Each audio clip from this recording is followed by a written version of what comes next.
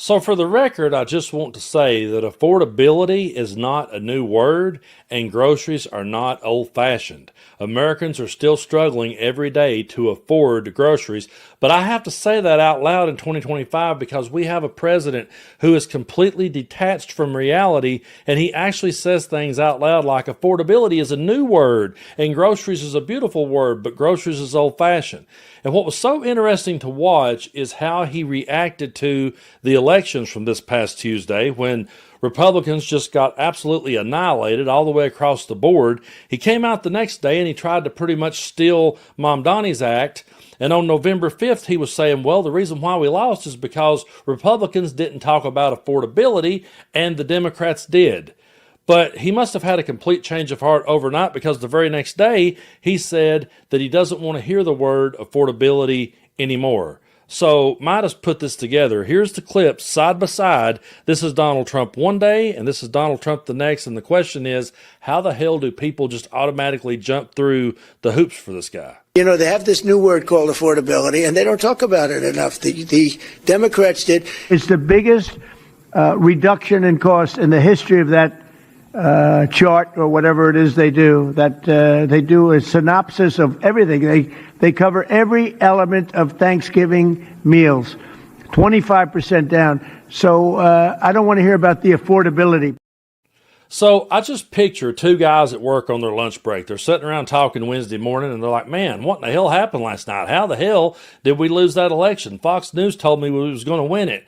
And some guy goes, well, you hear what Trump said? Trump said that it's because we didn't talk enough about affordability and the Democrats did.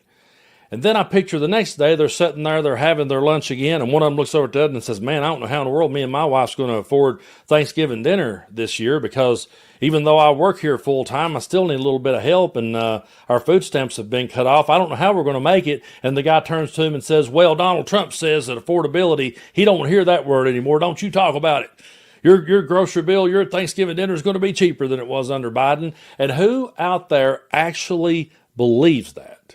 How do these people jump through the hoops? It is so insulting to anyone's intelligence. It truly is. And I'm actually embarrassed for them because it's like, how could you hear him say that on November the 5th? And then on November 6th, he says, I don't want to hear the word affordability anymore.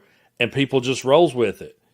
And they're going to be going out there without any assistance at all, and they're going to be trying to put together a Thanksgiving dinner. And this guy is lying through his teeth and just telling them that they've got it so much better this year. Take a look. The cost of Thanksgiving and the cost of living through Thanksgiving and enjoying Thanksgiving, for Joe Biden, it was 25% more than it is for me at a later time.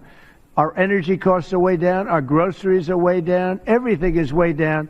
And the press doesn't report it. The press reports whatever the con people say. You know, I call the Democrats con men and women. They make up numbers. But when you look at 25% reduction in costs for Thanksgiving between Biden and me, meaning this administration, that's a tremendous number. It's the biggest reduction in cost in the history of that chart or whatever it is they do, that they do a synopsis of everything. They cover every element of Thanksgiving meals, 25% down. So I don't want to hear about the affordability because right now we're much less. That is every word a lie, and it is absolutely gaslighting 101. You've got to hand it to him. He literally does have gaslighting down to a science when he says, we have prices way down. We have prices way down. Who actually believes that? Who that walks into a grocery store and gets their groceries or does the online pickup, looks at that total and says, oh boy, they're way down. And then he says, oh, I call the Democrats con men because they just make up numbers. The same guy that's like, we're pulling in 15 trillion, 17 trillion, 20 trillion. The ballroom's going to cost 200 million, now 300 million. A dude that literally just sets and pulls numbers 150%, 200, 300%, just pulls numbers out of his ass all the time. But he wants to sit and say, oh, the Democrats make up numbers. That was nothing more than projection. That was nothing more than gaslighting. I know we get tired of using those words, but there's no other word to accurately describe it. But Adam Mockler, shout out to him and the MeidasTouch Network because he's absolutely crushed it everywhere he goes. And I love to see a young kid like this on CNN bringing the reality check that no, folks, we are not in a golden age. Take a look. Here. The fundamental fact is that things are getting worse for Americans. Over the past 9.5 months or so, Donald Trump has continually claimed that we are in a golden age of America, that we brought in $18 trillion via tariffs, but most of the macroeconomic indicators are not looking too good.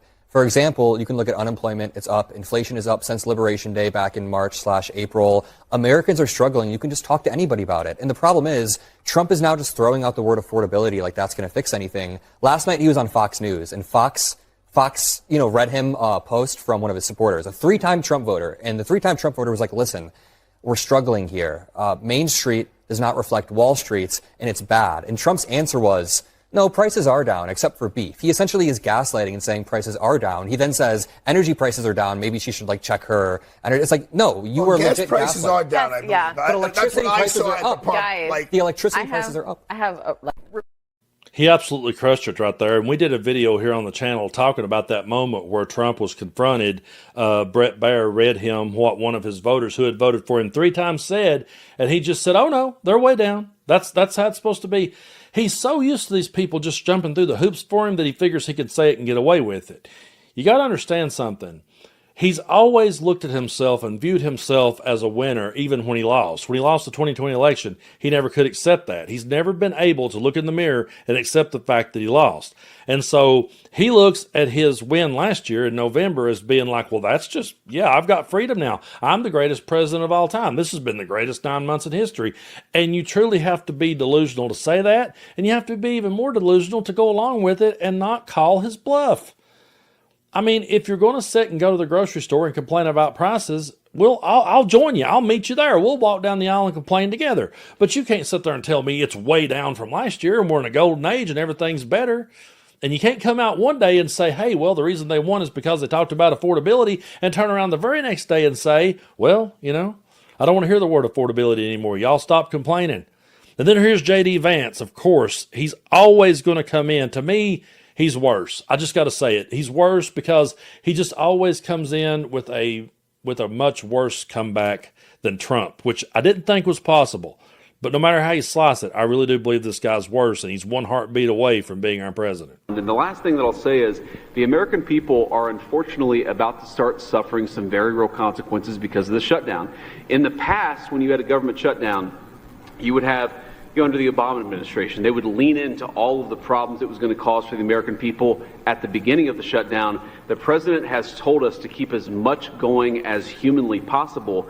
But after 30 days of this thing, 40 days of this thing, you're going to start seeing very real travel delays. That's because the Democrat government shut down. You're going to start seeing SNAP benefits run out. That's because the Democrat government shut down. They should stop this charade and open up the government. That's what we want them to do. We've been asking them to do it for 40 days. It's time. And Okay, I'm going to say it one more time, a little bit louder for those in the back. Donald Trump is a Republican president with a Republican House and a Republican Senate, and if need be, he also has a Supreme Court in his back pocket.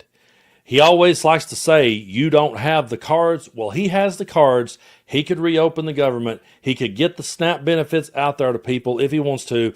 But he says, well, Joe Biden was just giving that stuff away like crazy. He was giving it away to illegal immigrants. He was giving it away to people that don't need it. He was giving it away to people that don't work. And when he says and does stuff like that, all it does is causes his followers to punch down.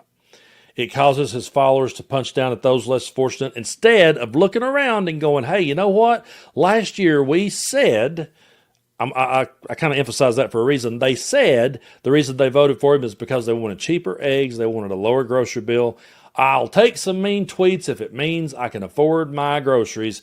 And here we are a year later. They're punching down at the less fortunate. And some of them are going so far as to say, yeah, everything's great. Everything's fine. Prices are way down. You have to be delusional to say that, and you have to be delusional to believe it. And that's not me trying to punch down at them. If anything, that's me trying to give them a wake-up call and be like, wake up, stupid. How many of y'all have ever seen the old movie A Christmas Story? I'll be watching it here pretty soon because it's always been my favorite Christmas movie of all time when Ralphie wants the Red Ryder BB gun. And when he finally gets to Santa's lap and he's sitting there, all he's got to do is ask Santa for the Red Ryder BB gun, and he freezes.